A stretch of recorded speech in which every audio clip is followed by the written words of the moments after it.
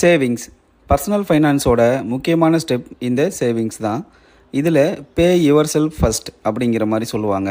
அப்படின்னா என்ன அப்படின்னா, நம்ம மற்ற செலவுகளை பண்ணுறதுக்கு முன்னாடி உங்களுக்காக மணியை சேவிங்ஸ் பண்ணணும். முக்கியமாக சொல்லணும் அப்படின்னா, இந்த கோட்டை நீங்கள் ஞாபகம் வச்சுக்கோங்க.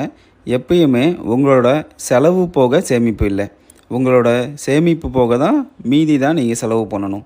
இதுதான் ஃபினான்ஷியலோட ஒரு கோல்டன் ரூல்ஸ். இதை நீங்கள் கண்டிப்பாக ஞாபகம் வச்சுக்கோங்க. சேவிங்ஸ் உங்களோட எமர்ஜென்சி சுச்சுவேஷன்லேயும் பர்சனல் கோல்ஸை அடைய ரொம்பவே முக்கியம்.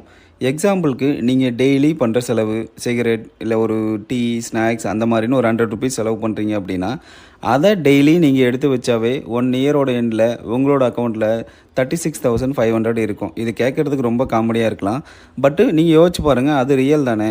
நீங்கள் இந்த சின்ன செலவை கம்மி பண்ணிவிட்டு உங்களுக்கு தேவைகளை நீங்கள் பண்ண தான் போகிறீங்க. ஆனால் இந்த சின்ன செலவை கம்மி பண்ணுறது மூலிமா உங்களுக்கு ஒரு அமௌண்ட் வந்துட்டு இயர் எண்டில் கண்டிப்பாக கிடைக்கும்.